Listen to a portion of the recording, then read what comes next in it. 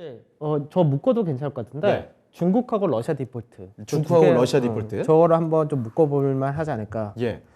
그러니까 이제 중국 증시가 사실 화요일 날까지 네. 굉장히 크게 몰렸었거든요. 사실 중국에서의 하락이 굉장히 셌던 부분이 사실 가장 핵심은 중국 홍콩 항생지수 네. 그리고 홍콩 항생지수 안에서도 테크주들 이쪽에서의 급락이 굉장히 컸거든요. 예. 그래서 사실 홍콩 항생지수 같은 경우가 1월 달까지는 오히려 뭐 미증시가 빠지고 뭐 할 때 더 견조했던 증시 중에 하나였는데 이번에 빠지는데 네. 정말 무식하게 빠지더라고요. 무식하게 빠진다. 그러니까 이거는 개별 종목보다 더 심하게 빠진다? 네. 왜냐면은 단기간에 30%나 하락이 빠졌으니까.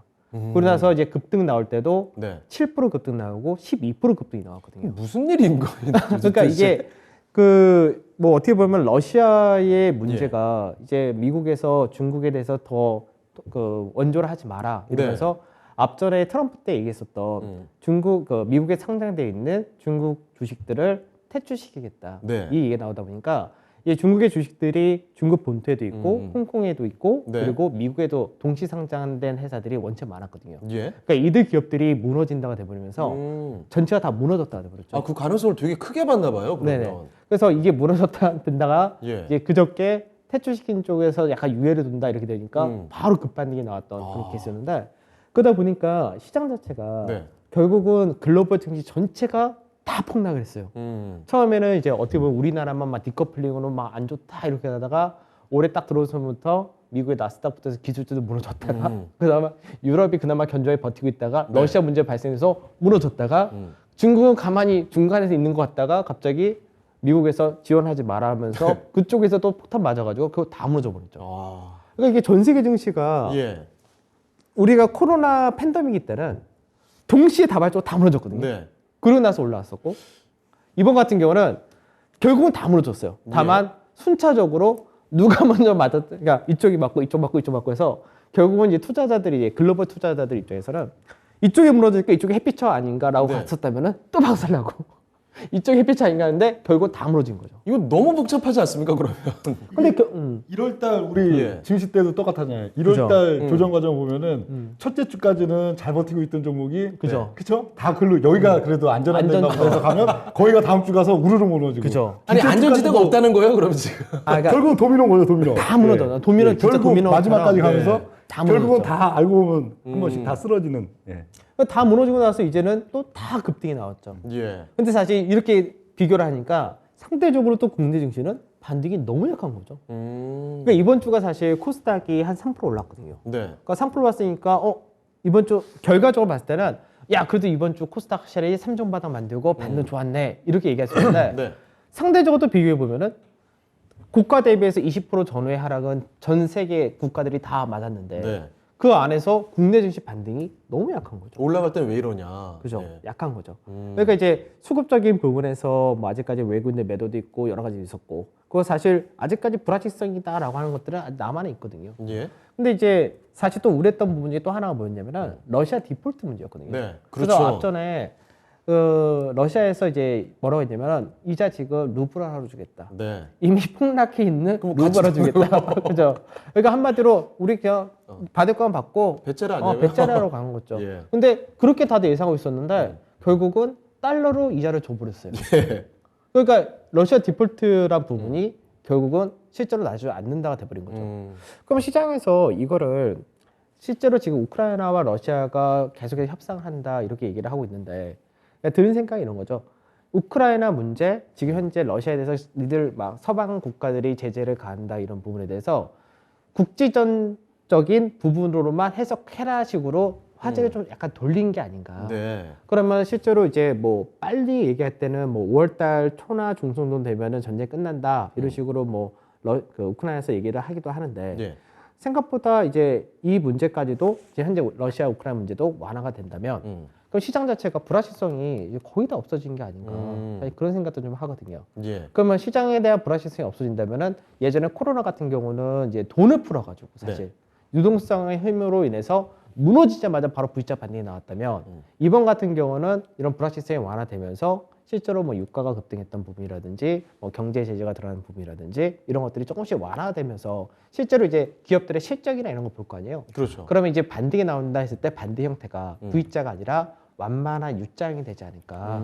그래서 이런 부분에서는 이제 우리가 투자를 하는 데 있어서 완만한 U장이 된다면 결국 시장에서 한 개의 업종, 한 개의 종목 이런 것들만 쭉 가는 흐름이 아니라 네. 완만한 흐름이라는 얘기는 결국은 다 어차피 시장이 지금 뭐 제약바이오부터 해서 2차 전지부터 해서 뭐 IT 자동차 한 거 없이 네. 다 무너졌거든요. 그렇죠. 그러면 시장 자체가 순환 장세로 계속해서 돌고 하면서 안정적으로 갈 수도 있지 않을까.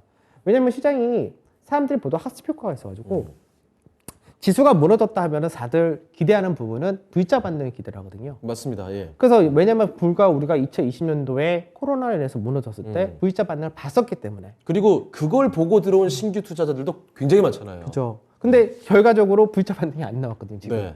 바닥 다지기를 한 2개월 넘게 하고 이제 뭔가 자리를 잡는 모습을 보여주니까 그러면 2개월 동안에 사람들 사실 어떻게 했냐면 처음에 무너졌던 게 도미노로 또 무너졌던 게 사실 개인들의 신용이었거든요. 예. 왜냐면 시장에서 무너지고 나서 V자 반등하지 않을까 기대감에 계속 신경 썼다가 그게 또 악순환으로 출회되고 했었던 부분이었는데 지금은 신용이 좀 늘긴 들어도 네. 앞전처럼 V자 반등형이 아니라 완만하게 바닥 따지고 간다 보니까 대부분이 크게 쫓아가는 게 없다가 되거든요. 그래서 시장 자체가 완만하게 진짜 어떻게 보면 정상적인 시장 흐름, 그러니까 안전적으로 이제 상승하면서 조정받고 상승하면서 조정받고 이런 그림이 되지 않을까. 이제 그런 부분을 우리가 좀 주목을 해가지고 투자를 해야 되지 않을까. 네. 그런 생각을 해봅니다. 알겠습니다. 자, 강재원 운영위원께서 중국과 러시아 디폴트 요 키워드를 통해서 이제 시장이 좀 만하게 안정적으로 가지 않을까 이런 말씀 꺼내주셨는데 명준 운영위원께서는 저 키워드에서 어떤 이야기 좀 전해주실 수 있을까요? 네. 중국 아니면 러시아 디폴트.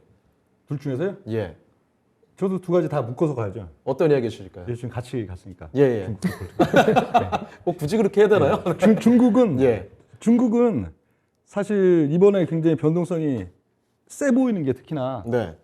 이번 코로나 급락 이후에 이제 유동성 장세 국면에서 가장 전 세계에서 조금 빠진 나라가 중국이고 또 가장 조금 오른 나라가 중국이죠. 그러니까 최근에는 그래도 눈에 띄게 거의 한 2년여 만에 처음으로 변동성이 나오니까 네. 엄청 커 보이죠.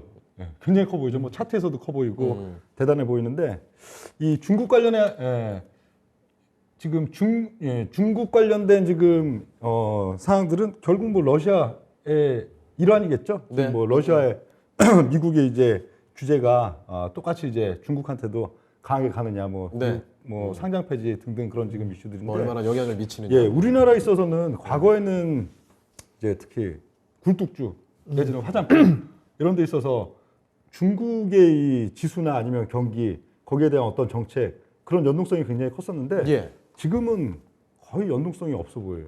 예.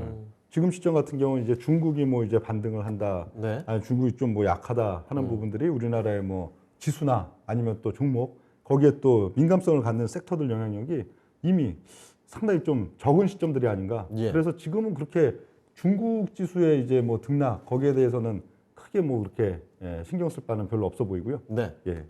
그리고 러시아 글쎄요. 러시아는 뭐 항상 그렇잖아요. 러시아 네. 답을 예? 그렇죠? 뭐 지금 엊그제도 뭐 15개 조항인가 네. 관련해 갖고 이제 뭐 합의문 뭐 만들 수 있다. 조만간 뭐 종전할 수 있다. 네. 뭐 그런 것도 나오는 한편 또 오늘은 또 분위기가 썩 안 좋죠. 미국에서도 이제 바이든 대통령이 계속 강경 메시지 많이 내고 무기 지원 내고 하는 그런 부분들이라 러시아 관련해서는 글쎄요. 지금 시점에 뭐 딱히 뭐 어느 시점 뭐 단기에 뭐 다음 주 다다음 주 네. 어떤 결론이 나타난다.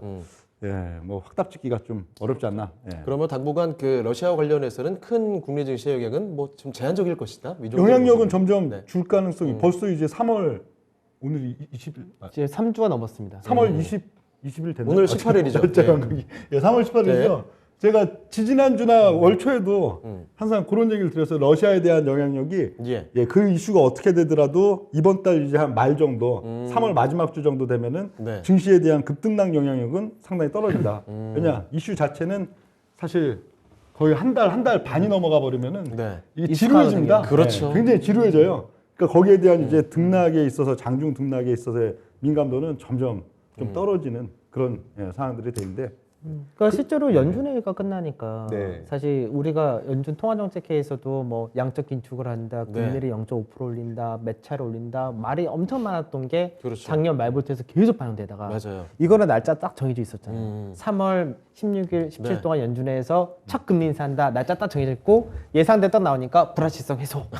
사실 이렇게 됐잖아요. 근데 이거 러시아 문제는 이게 예. 정치적인 부분이 워낙 커가지고 정해진 날짜를 모른다는 거죠. 맞아요. 다만 지금 명중 형이 얘기했던 것처럼 오래됐으니까 이제 슬슬 면역력이 항상 생긴 그게 거죠. 제일 정해지지 그렇죠. 않는 있어서. 그 변수였더라도 한 달가량 가면은 이거는 영향이 한 달에 제한적이죠. 아니라 같은 이슈여도 굉장히 오래된 이슈예요. 그러니까 3개월 벌써- 이상 된 이슈인데 네. 전쟁이 터지고 나서 3주가 넘어갔으니까. 아, 가장 이슈가 된 거는 그때 바이든 대통령이 2월 한 10며칠 날 그죠. 이제 곧 침공한다. 곧 침공한다. 아, 맞아요, 그때부터 맞아요. 이제 예, 예. 이슈였으니까 그래서 사람들이 다 무슨 뚱딴지 설마 같은 그렇게 얘기가 될까? 했는데 바로 그렇게 됐었잖아요. 예. 그때부터니까 거의 한 달 반 가까이 돼가지고 지금.